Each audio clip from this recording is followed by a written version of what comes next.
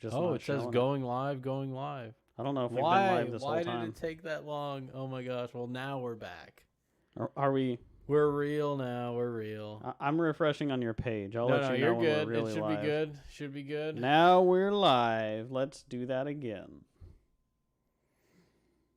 Yeah, we're actually Jesus live Christ. now. So for Jesus anyone Christ. listening, we just talked through all of our cleanup, and we're gonna do it again. Oh, Jesus. Hold on. 1 second. I want to move this Welcome back, everyone, away. There we go. to Get the Mic. That's much better. We've been gone for a minute. Yeah. Sorry, I was a little out of it. I just thought we were streaming that whole time. So, my Yeah, bad. Well, what happened was I clicked to stream and then I clicked onto another tab thinking, all right, I did the thing that I needed to do. it will stream. Obviously. And then I clicked back on that tab and it was like, okay, now you can go ahead and stream. It's like, hey, are you there? Oh, okay, we're streaming. So, welcome back, everyone. It feels good to be back. It's been a little bit since we've been here. This is Get the Mic, the show where we dissect the mythological significance of shows by looking at them frame by frame. I'm your host on the left, Owl. I'm your host on the right, Brok. And we have been gone for a little bit. We were just explaining that. So, basically what happened is I went out of town. Then I got sick, and then we had some vacation time. Excuse me. And now we're here. So that was about a month time that we were gone. Yeah, it took up quite a bit of time. We were, we kind of talked a bit before. We were like, we're really going to double down on our time in the summer. And, man, the summer's just been flying by. So much stuff going on. But we are back full time on Get the Mic, putting Myth and Meaning on a short hiatus while we figure out what we're doing with the format on it. We've got some ideas. So stay tuned for that. But in the meantime, we're going to be back full-time on Get the Mic. Yes, and what I was saying earlier was the production quality for Myth and Meaning will be increased, whatever we do decide to eventually do with it. We also have some other projects in the works, but we're going to get to those at a future date. Some of them are humorous, some of them are more along the lines of what we're doing in different mediums, but we'll get there. But anyways, I guess we can go ahead and get into it. This is episode 22. Yamcha versus Jackie Chun. Yamucha versus Jackie Chun. Yamucha. Yeah, and in this one, it's, even in the last one we covered, we're in the tournament saga just to refresh. Krillin just defeated Bacterian. And now it comes to the next two fights of the first semifinal for the Tenkaichi. I love the quarterfinal. Sorry. I love the title cards of these episodes because they're so indicative of what's going on in the episode. So much so that it's just like, hey, here's just like nameplates. This person and this person and this person and this person are gonna fight in this episode. Like, oh no, it's very apt. And if you look at the expressions too, it's pretty much how they are. To each other. Yamcha's fierce and ferocious against Jackie Chun, right? And he's just chill with it. And Nam has a bead of sweat dripping down the side of his face as he looks at Ranfan, who is not at all intimidated by Nam. looks like she's blowing a kiss. Yeah. And so we kind of see some characterization already just in this one frame.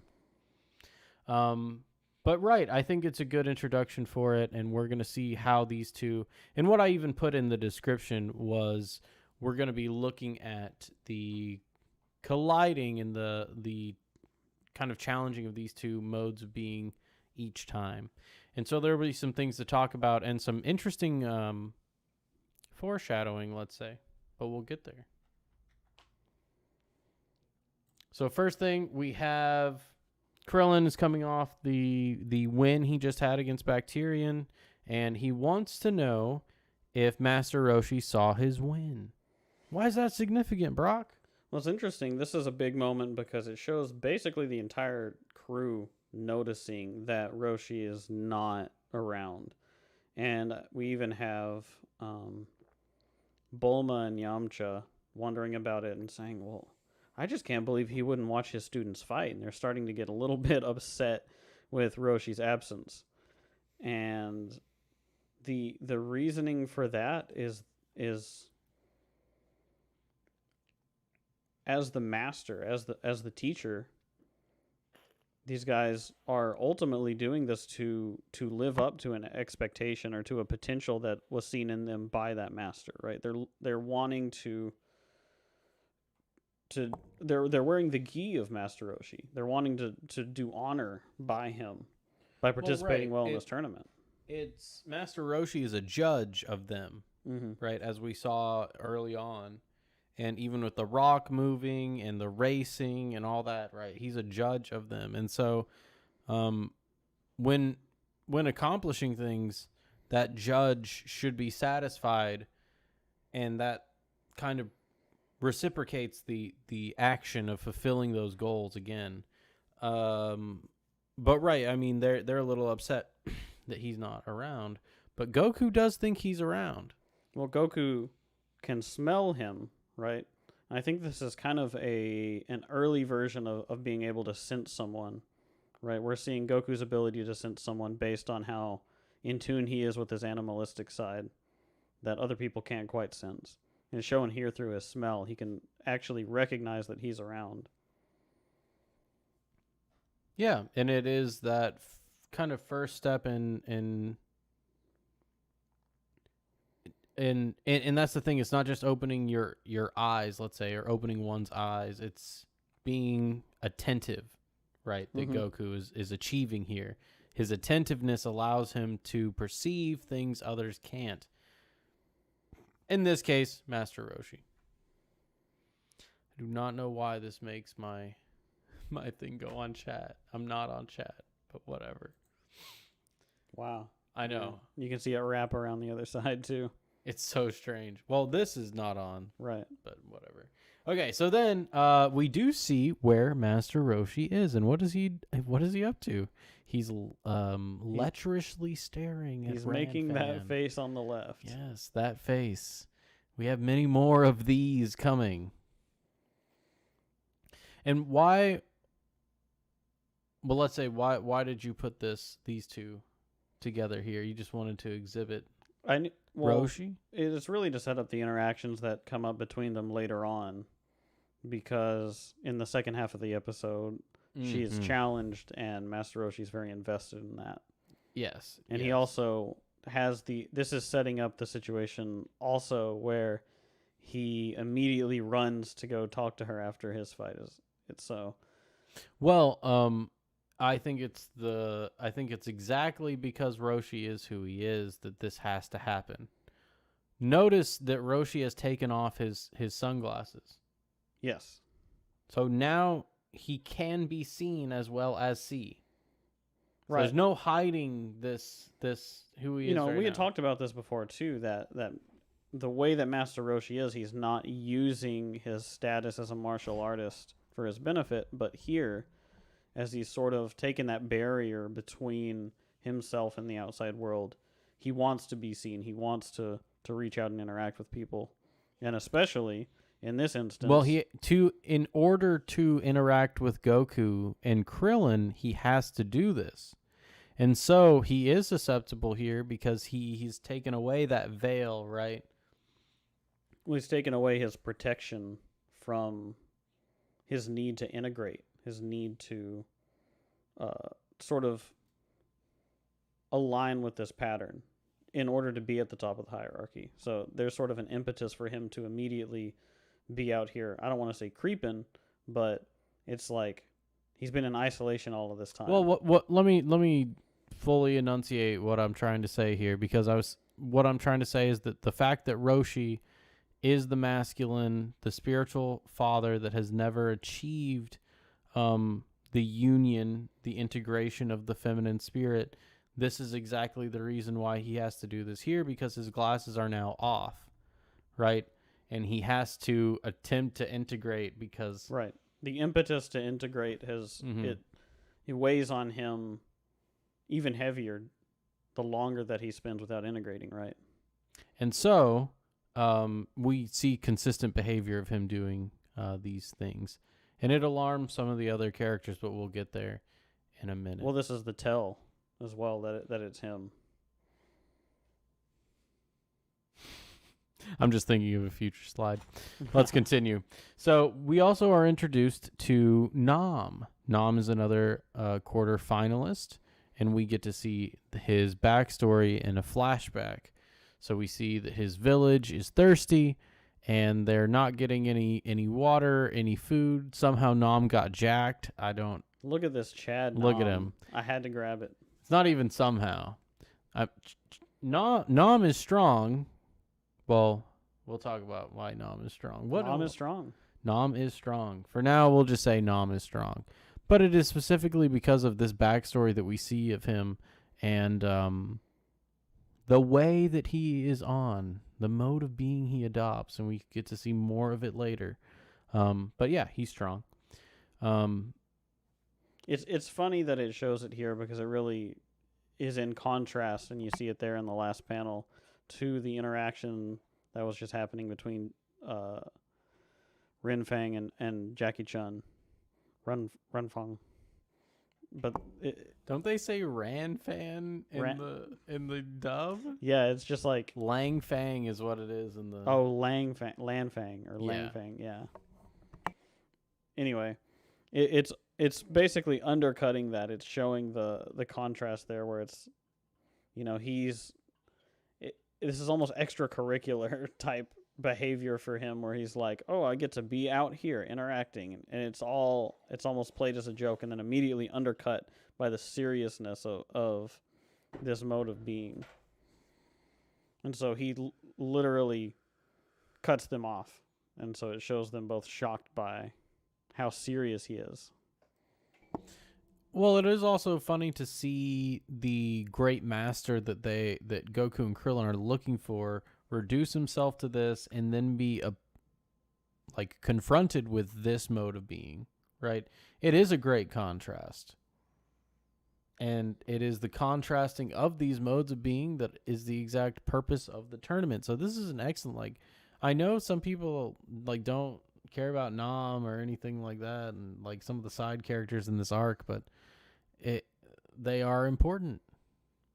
Well, it's also, looking at this interaction, my interpretation is that Jackie Chun would probably lose to her because he is so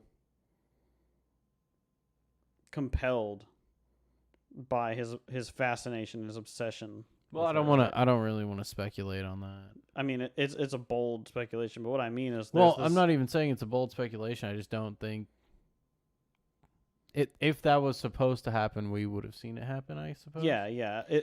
What I'm getting at is that it doesn't matter that Roshi has more of a weak spot for her tactics than Nam does.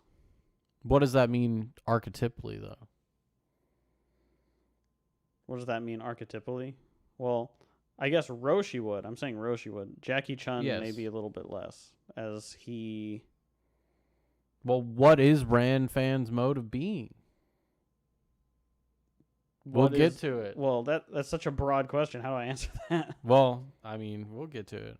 We got to talk about it in the second half of the episode anyways. Yeah. Well, I mean, just what is her mode of being like? Yeah, I mean, what is she... what archetype is she playing here, right? That's what I'm getting at. What purpose does she serve? She is to be a test against what could take you off of your path. Let's get there. We'll get there later. Yeah. All right, so next thing we see after Nam is Jackie Chun complimenting Krillin's kick and his victory over Bacterian. Now, this is, I think, another hint. I don't think they've ever been introduced, right? And he comes up and knows his name and all that. I mean, obviously, they were just announcing it. But it is a little weird to call someone by their name that you haven't introduced yourself to, I suppose. Mm-hmm. Yeah, and you can see that there's this weird moment that Krillin has where he's happy to be judged positively by his judge figure without knowing that that's what's happening. It's because it's the same judge. Right.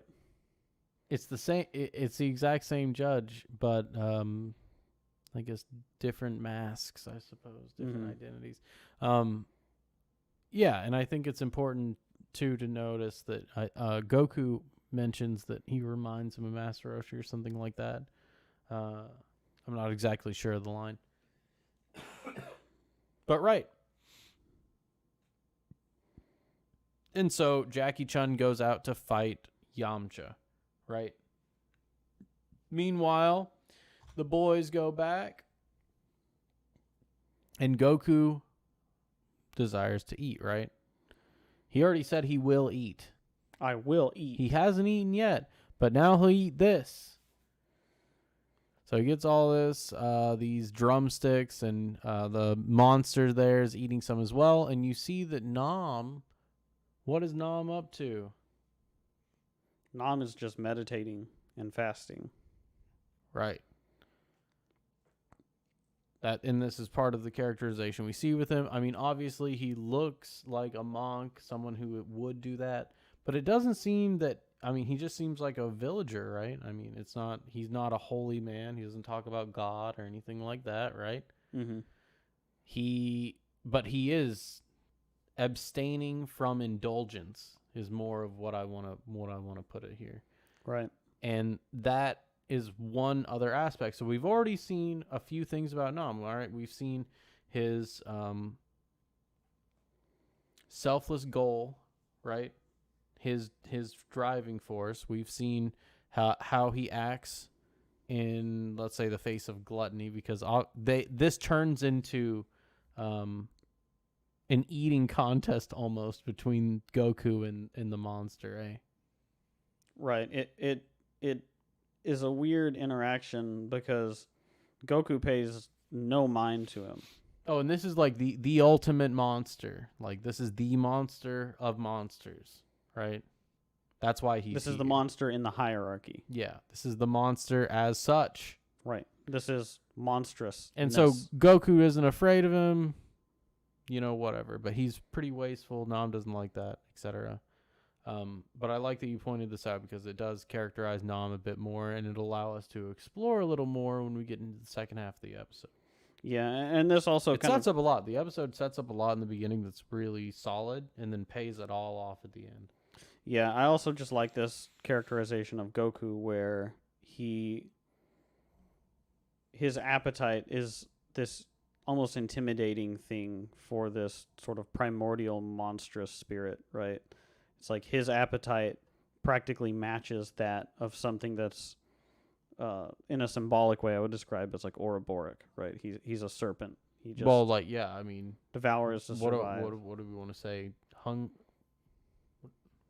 Ravenous? What word do you say? Someone who can't stop eating. It's just constantly consuming. I'm not sure exactly what term I would use for it. But it's on the tip of my tongue, but yeah, something like that, like insatiable. Yeah, that's what I was thinking. The insatiable nature of the monstrous, right? It's that appetite that there's something ancient in Goku, right? Mm-hmm.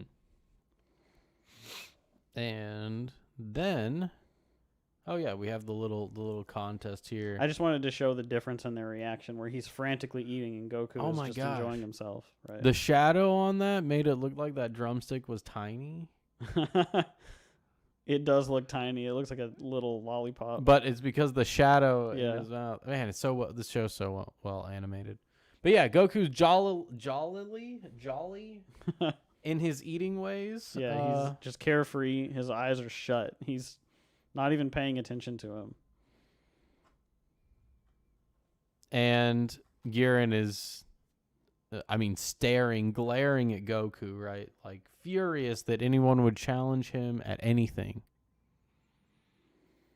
And it is the beginning of the foreshadowing that I was kind of talking about for the immediate future between the two of these and how things are approached by each of them and each of these spirits.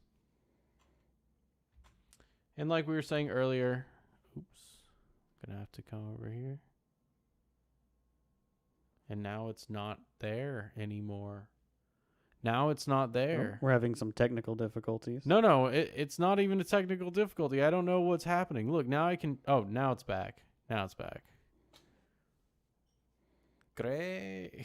So Goku, he sees that Nam is not eating and Yeah. does not understand why he wouldn't be eating.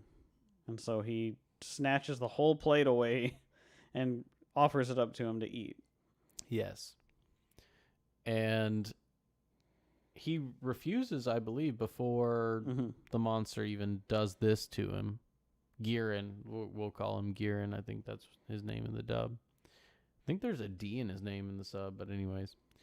Yeah, and so Goku brings it over. He refuses. What do you think about that? That he refuses? Yeah. I mean, he is in a mode of self-sacrifice. He's not doing anything for himself, so he's embodying it all the way down. And that's what his character represents as an embodiment of that mode of being. So he would not self-indulge. Not even a bit. None. And so Goku, who is not on that path at the moment, because we'll see later on when Goku's on paths like that, he's not really concerned with eating. I think that's a higher order concept than Goku's dealing with right now. Yes. Nam's spirit is in some ways more mature than Goku's, let's say. Oh, definitely, yeah. Either way, he gets bonked on the noggin, and all those 9 drumsticks fall to the floor. Yeah, I don't think there's anything profoundly symbolic about that. He takes the food away from this sort of monstrous, ravenous spirit, right? And in trying to offer it to somebody who doesn't want it, is punished. So there's kind of a weird balance where Goku kind of is this mediator in a lot of the situations he's in, where he's halfway between something, where you have a ravenous spirit here and then an abstinent spirit, and he's trying to mediate between the two, and it doesn't. They can't be reconciled. Yeah, he cannot reconcile it. Yeah, as we just established with, well, not at this moment. Well, again, it's a hierarchy above of where he is. Yeah. We're not too far. Goku's still young. And so then it's time for Yamcha to appear. And we see here that Bluma... Oh, this is good. I'm glad you put this one. The hypergamy slide. I'll let you take it away. Well, we see that Bulma does not view Yamcha at the top of the hierarchy. And we're seeing sort of a backslide in the way that she thinks, right? And it's great that this is a conversation with Oolong, because this is about her relationship with her conception of the masculine, right? And so even though Yamcha's her boyfriend, she, in speaking to Oolong, reveals that she does not feel responsible. There's a lack of responsibility that persists in Bulma's character for a really long time. And so we see that here with her, where she is being hypergamous, like you had said. She's basically saying, that's okay, it's my business whether or not ultimately I'm committed to this, right? Right, and I think she also says that she's willing to trade up or look in the dub. In the dub, perhaps. Yeah, she's like, I could always find a better trade or something like that. And it's interesting, too, that it's Oolong always that pipes up and is like, hey, perhaps that's not what you should do, right? Mm-hmm. And then, Bluma, as usual, gets upset. And that's because Bluma hasn't reconciled things. She's still disintegrated in several ways. Yeah, Bulma exists in a sort of perpetual state of disintegration, because that's sort of the balance of having Oolong even in the show. She integrated pretty well. And then the events of the plot, like Yamcha going off, right, to train, actually kind of disintegrated them. Well, it just leaves Bulma and Oolong then, right? Right, and I mean, obviously, she's not going to be happy with that. It's just Oolong. Exactly. She can't be happy with Oolong, come on. And it's not like she's going to be happy by herself. Well, then she wouldn't have anyone to affirm her. Exactly. So we see that where she's essentially, it's like a mirror for her, right, here at the tournament, where Yamcha is representing her virtue, sort of. He's Mhm. like In a an way, yeah. avatar of her virtue. And then if he loses to someone, then maybe that person would be a better avatar for her to have. Well, right, and this is the hierarchy of hierarchy, so hypergamy is gonna sneak in here. This is where The concept of hierarchical thought is and manifested. hypergamy. By the Yeah. way, if anyone doesn't understand what that concept is, it's that women generally select top of the hierarchy first for mates Right. in their life. The top of the sports hierarchy, intellectual hierarchy, any Business. hierarchy, they'll select to the top. Right. Well, women date across and up hierarchies, and gonna men say, date yeah. across and down hierarchies. Yeah. And so we see Blooma's tendency here. And this is because she is, right? She's still the archetypal female in the story. Well, she's bound to the archetypal female path.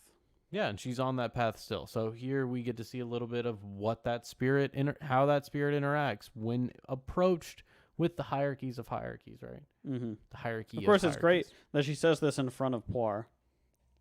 I know, right? Not even she doesn't even care. Whatever. Anything else to say here before we move on? Now let's go.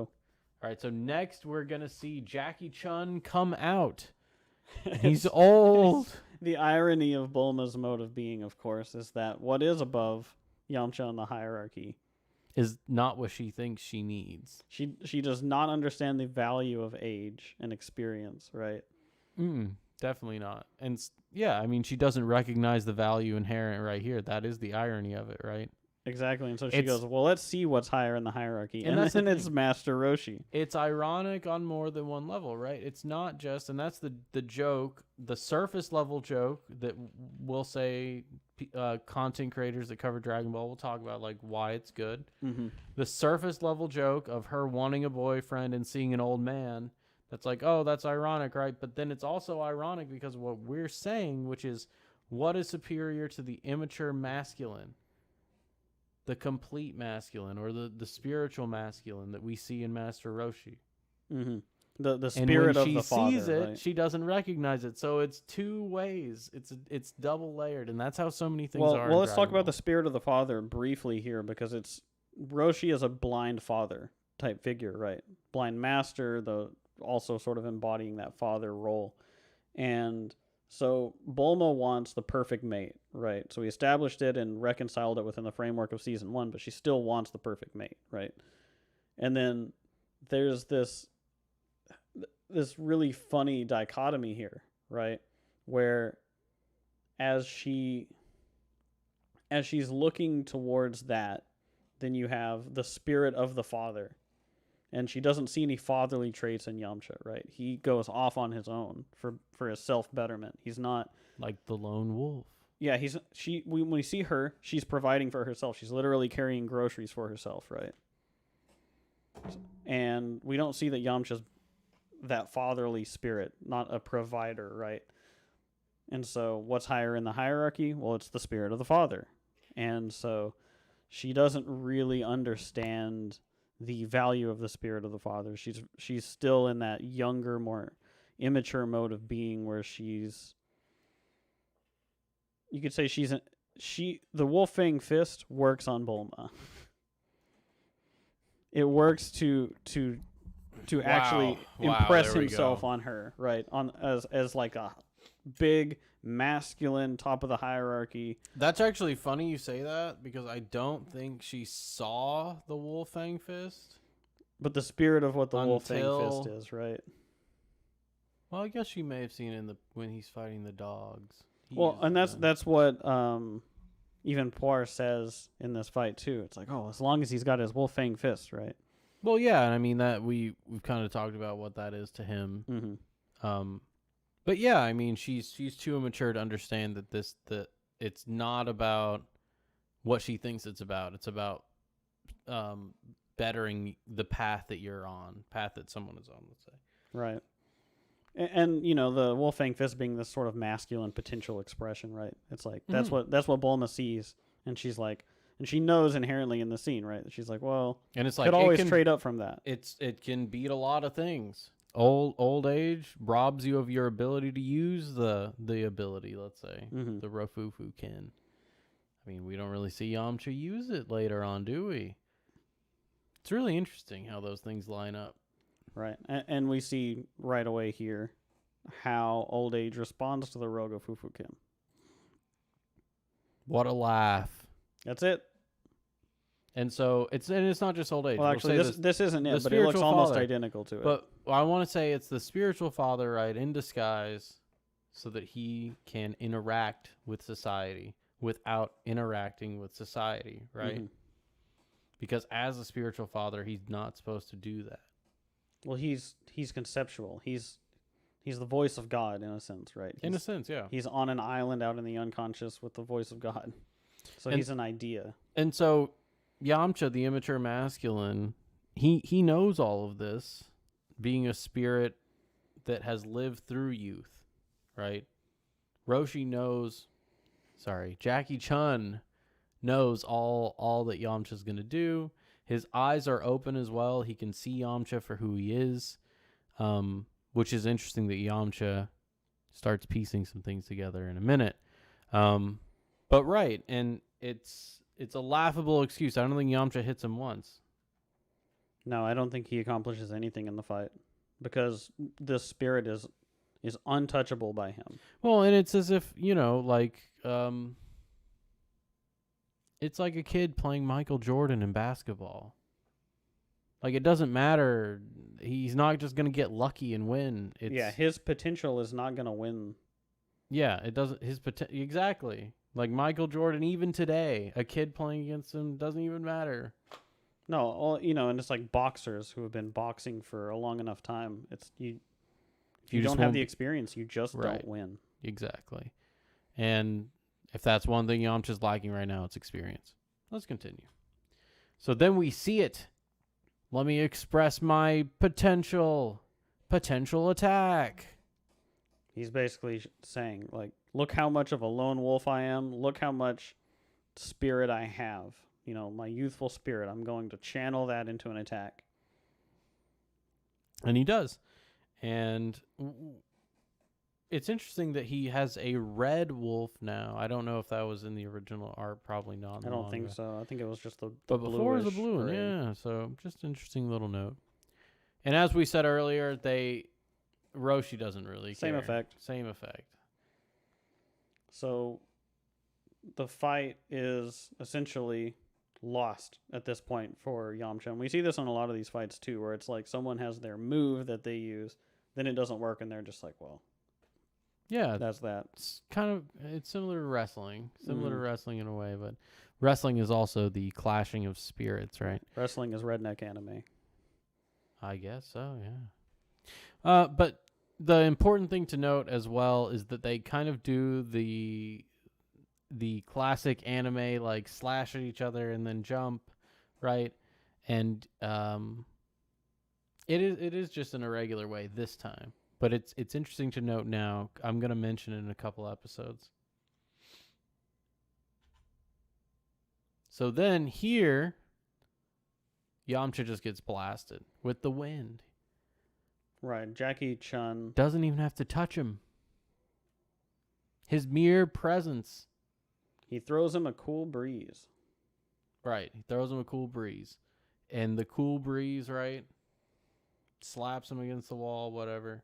But it's the knowledge and that interaction with the presence of the hierarchy that gives an inkling of where you might be that can shock you so much as to knock you out of the ring, let's say. I wanted to talk about that too. We should touch on what the difference between knocking someone out of the ring and making someone quit, right? So what does it mean mythologically to knock someone out of the ring of the hierarchy? To knock somebody out of the ring of the hierarchy? Well, we're talking about the Tenkaichi Budokai, right? What does it mean mythologically? It basically means that you have not overcome the concept or the mode of being that you're confronted with that you could face in order to promote yourself higher in the hierarchy. So it's being taken out of it is sort of it's like putting pause or pushing pause on you. It's like, okay, this is where you're at in the hierarchy. You can master that hierarchy and come back and try to ascend to a higher hierarchy at a later time, but you can't. How is that different than making someone give up? Well, that's like hollowing in Dark Souls, right? Giving up on the hierarchy is to become demoralized or negative, right? Giving up on the hierarchy is not having faith in the process of interfacing with the hierarchy. Well, right, and it's the difference between breaking someone's manifested self versus their spirit, right? Yeah, their will. Yeah, and in this case, and I just wanted to point that out because it is Yamcha's spirit wasn't broken. It wasn't like he was like, I can't win, I give up. It was, but the knowledge that he was so far away from the top of the hierarchy blasted him so far back out of the ring, let's say. That he needed to become introspective Yeah. in order to become a better version of himself again. Well, sure, yeah. But and that's all part of the rebuilding process. But just to say that the presence, and I just wanted to point out that it's the knowledge that he's so far away from the top that blasts him out of the ring. It's just a wind, right? Right, and like I had said, there's a major move that a character has, it doesn't work, and then they're defeated. And it's like the knowledge that would not win a fight like this is the thing, is the wind. Mm-hmm. It is the wisdom, right? And there it is, the blue wisdom. And so there he is, his eyes wide open. Roshi wins. And he's just casual about it. Well, yeah, I mean, it's nothing for him. Didn't have to touch him. He just had to show up and be himself. Blast of wind. And so, yeah, Yamcha admits, you really beat me. I was powerless against you, he says, right? I didn't mean to have that one for the third. That's okay. I was powerless against you, and it's true. Yamcha didn't stand a chance. He also, his bandana's gone at this point, right? Mm. One other thing to note. And I think Roshi says as well that it's okay. He's young, and he'll only get stronger as he gets older. And that's true. So even the immature masculine spirit shouldn't be discouraged by meeting someone much higher on the hierarchy, but instead continue to strive, let's say, and continue on the path. So they continue the third match. It kind of interrupts a question that Yamcha has to Roshi, like, hey, are you, he was about to ask him, like, literally, are you Master Roshi? And the announcer comes over and is like, Ranfan versus Nam, whatever. And then Yamcha smells his own finger. And he says, something smells funny. He's thinking about Roshi being a little creeper on Ranfan here before she goes out to her match. So this is Roshi's tell, because he's too much of a creeper.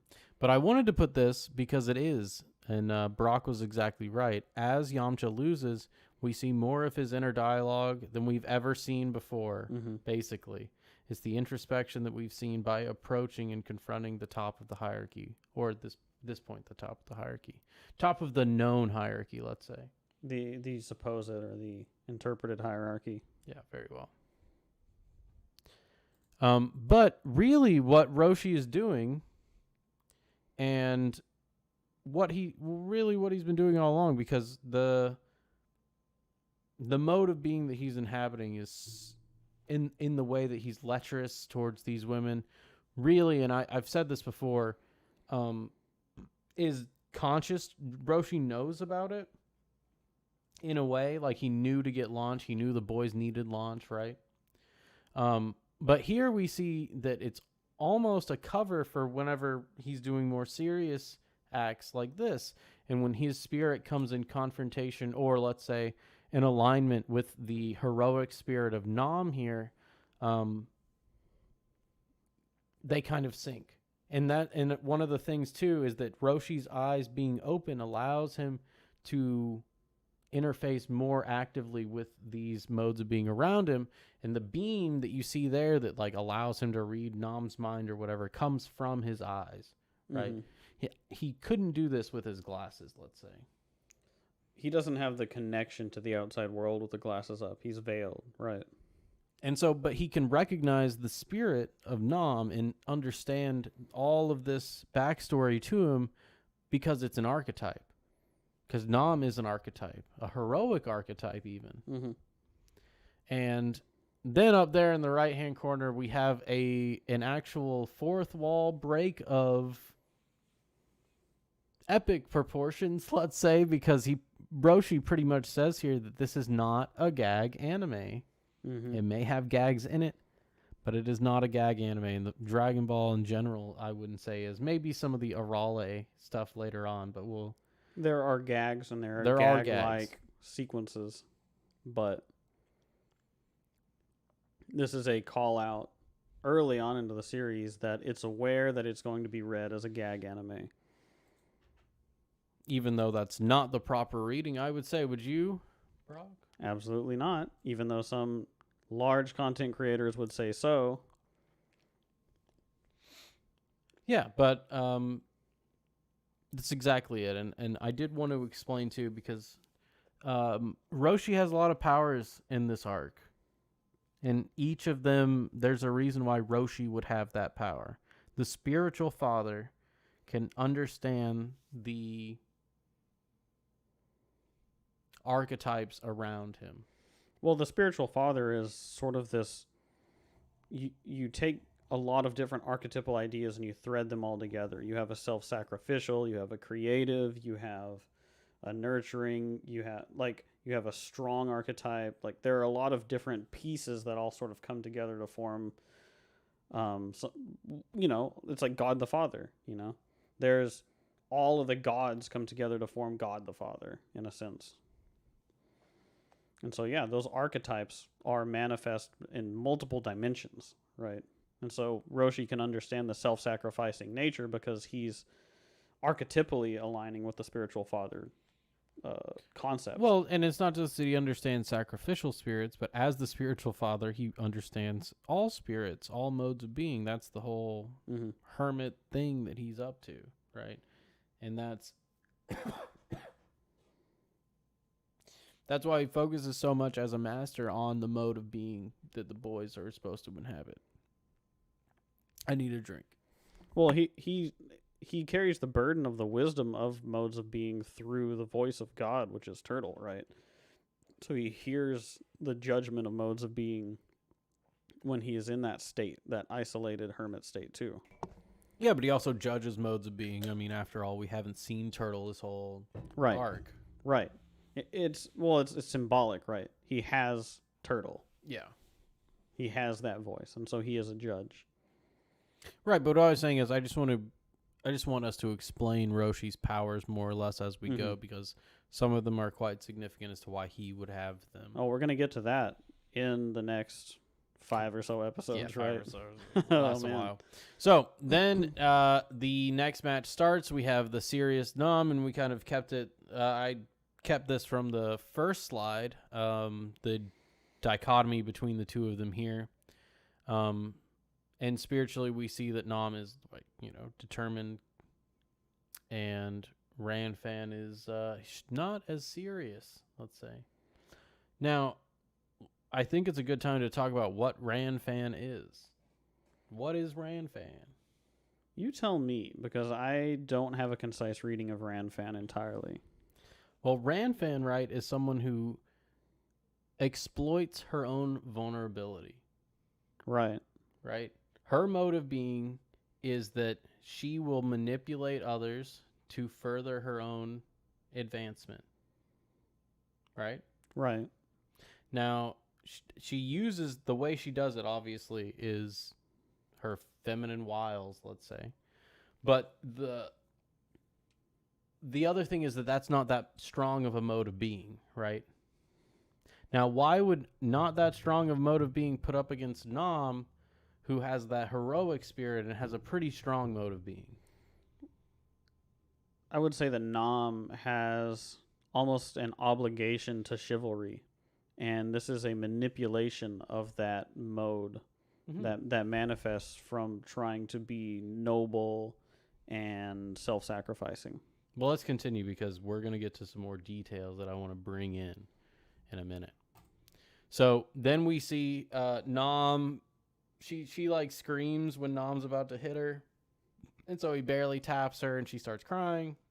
She takes advantage of him here, punches him, and does some significant damage. Again, taking advantage of her vulnerabilities, Nam's sensibilities, right? And he gets up from this pretty quick. Like, that's one of her best attacks, let's say. Right. But like I said, she's not a very strong mode of being because it is corrupt, right? Well, she is. I want to point out Launch here because Launch is unconsciously on that dichotomous mode of being where she is vulnerable but also self-sufficient. But she's not conscious of it. She's not manipulating it. Right. Like Blue Launch isn't like getting to stay with Roshi because he's going to protect her from the police. Like she's not manipulating the situation consciously. She's hiding there to hide away from him, but like before she knew Roshi, like he's just an old man. She didn't know he was strong or anything like that, right? Mm-hmm. And the dichotomy with Launch is interesting. You bring it up, but it's not the same mode of being, let's say. Right. To be conscious of it and to manipulate it for your own gain against something that could be classified as good, I think is more of what she's doing here.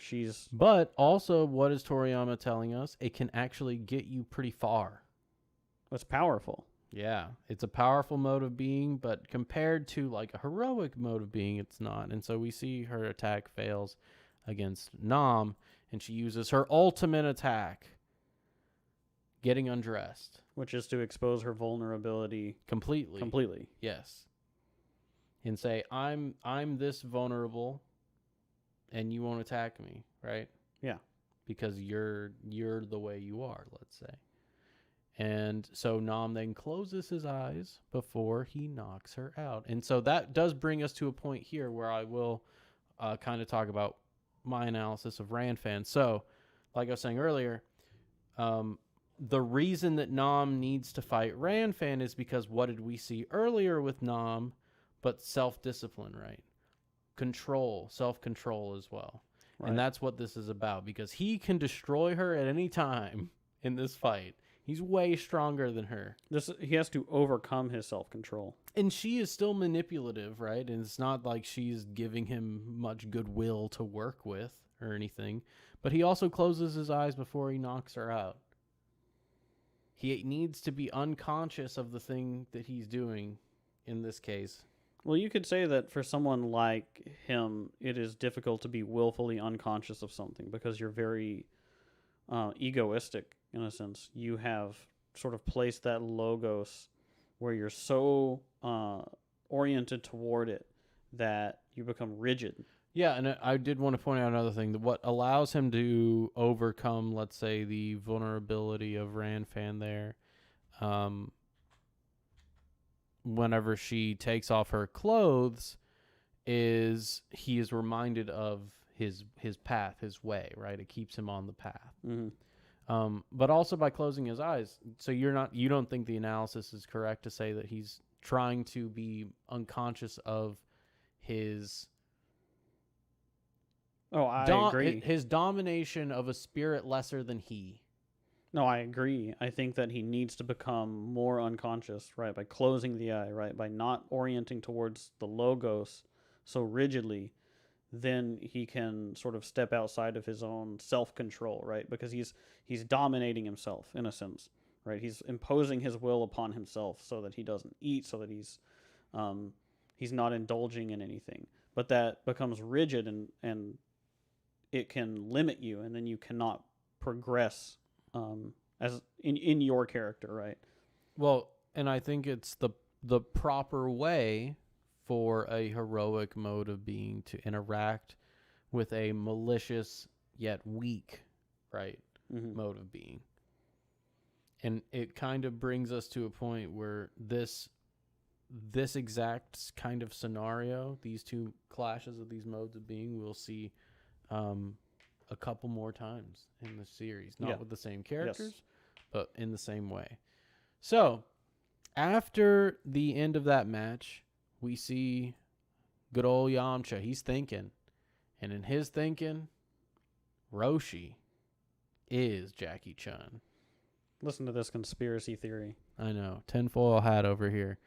And so we see, I put all of these pictures so that we could see the multiple instances that he just scrunches with his teeth like that. And he's looking at Ranfan. He's drooling over the girls, all this. And Yamcha knows Roshi's behavior. He was there in the first season. Yeah, it's almost as if he's not even trying to hide his identity. It's almost like he is a different identity. And the only reason, and that's the thing, the introspection of Yamcha hasn't happened yet, or he would have known, he would be able to know that they are the same. And he actually does continue on this process, and we'll see how that pans out. Anything else you want to say about this? No, I love how obvious it is and how everyone's struggling so much with it. Yeah, I know. Meanwhile, he is literally just acting like Master Roshi. I also want to say, though, that we do get to see a lot more of the expressive eyes of Master Roshi in this arc because he's not wearing the glasses when he's Jackie Chun. He's going around interacting with Ranfan and things. And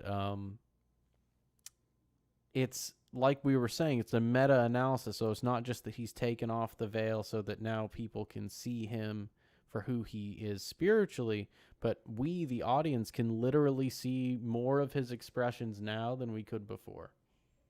Yes. And it also is like, because the glasses are gone, he has to engage on a different level than he normally would, because he sees things through a different lens, you could say, right? Through a more realistic lens. Sure. And I think that kind of brings us to the end pretty neatly.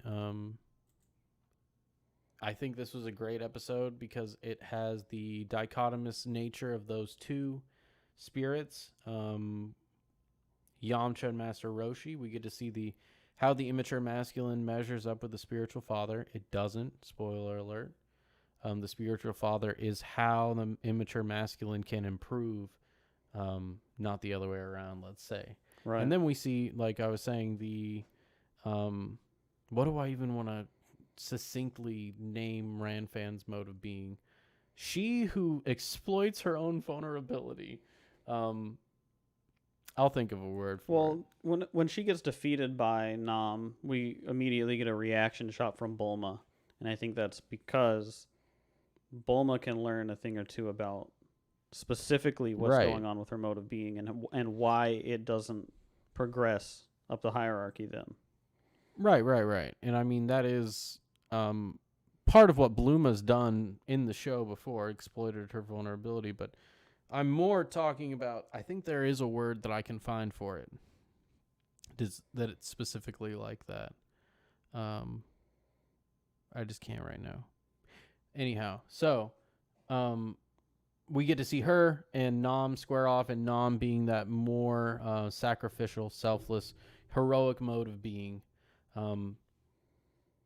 Not as, and we'll see how he measures up against the other modes of being, like Goku in the next fight that he partakes in. But his mode of being is pretty strong. He's got a powerful will for what he's doing, and that has propelled him along the way. Mm-hmm. He also is able to control himself enough and separate himself enough from that control to overcome the chaotic nature of Ranfan. Definitely. Yeah, I think that's a good way of putting it. And then next we're going to see Goku, and he's going to fight the monster of monsters. Monster of monsters. The monster of monsters here in the hierarchy of hierarchies. He looks similar, in fact. Jiren looks similar to other monsters we've seen. He's similar to probably the first monster we see Goku slay in the first episode of Dragon Ball. And that's he significant. Bulma. Right, that's significant. That's the first thing he's got to overcome, the hierarchy of hierarchies. Specifically for several reasons we'll get into.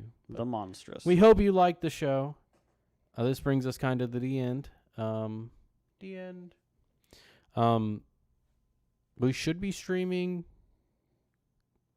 No, we're not going to be streaming next week. We will not be live next week. We might pre-record. We might pre-record one for episode 23. As of right now, that's not solid, but we will have a release for Myth and Meaning on Tuesday. So be on the lookout for that. And then we're going to probably be picking up some other projects as we go along. Keep on the lookout. I should probably set up a way to communicate with these people. Maybe one day. Possibly. Definitely. Absolutely. All right. If you liked what you saw, please give us a subscription, like the video, all that good stuff. I'm your host on the left, Owl. I'm your host on the right, Brok. And we'll see you guys next time.